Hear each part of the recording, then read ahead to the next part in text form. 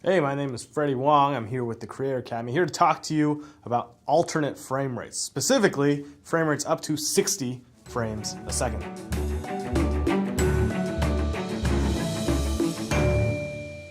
To experience high frame rate in this lesson, switch to HD quality in the YouTube player now. Frame rate refers to how many frames of your footage play in 1 second. For example, video formats often play 24 frames per second. HFR, or high frame rate, generally refers to frame rates that play faster than 30 frames per second. So watch this 24 frames per second footage.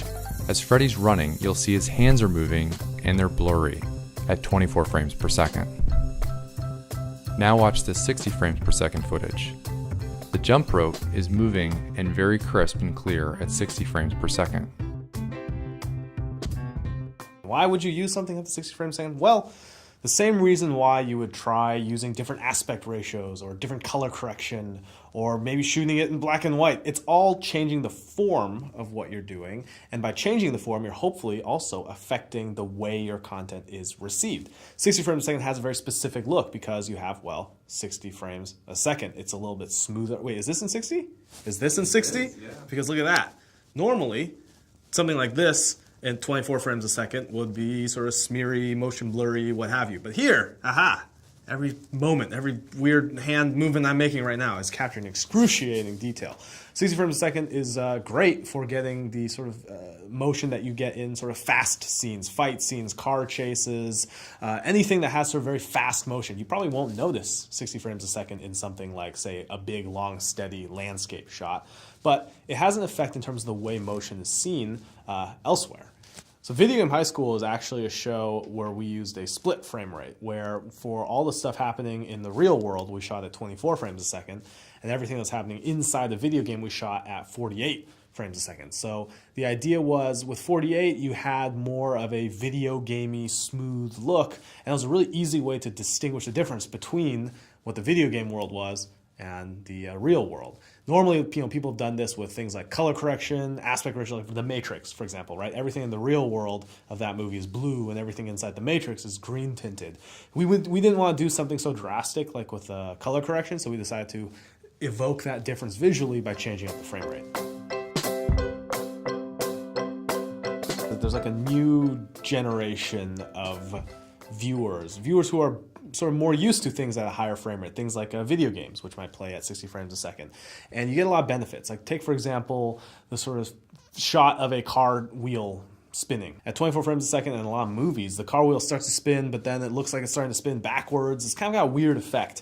Helicopter blades, anything that's sort of fast and spinning. 60 frames a second and higher frame rates gets you around that by getting the direction right. 24 frames a second is great, but it also has these weird motion artifacts that we've now, in this day and age, come to accept because that's the way movies always have been. But doesn't mean that's the way movies always have to be. And the question really at the end of the day comes to if you like that look and if that look serves the story that you're trying to tell. In terms of action, even if you don't end up liking the look of 60 frames a second, I always recommend shooting at a higher frame rate or even double your frame rate, just because if you ever want to do a slow motion effect, you can always just have that there and have that ability to go into slow-mo. I like using higher frame rates for things that are action-oriented or sort of very quick-moving. I think that the look of it is a very realistic look. I think it starts to fool your eye into looking at what you're seeing as something that is sort of no longer through the lens of like cinema and more sort of a real life look at something, and what I found is that a lot of times that helps for, let's say you're trying to do like a more realistic vlog or something that is a little more documentary style. It puts you in there a lot more as a viewer than compared to something like 24 frames a second where you're like, oh, this is clearly a movie. So what's cool about YouTube enabling 60 frames a second is that, again, it opens up more of a palette in terms of what you as a creator can do.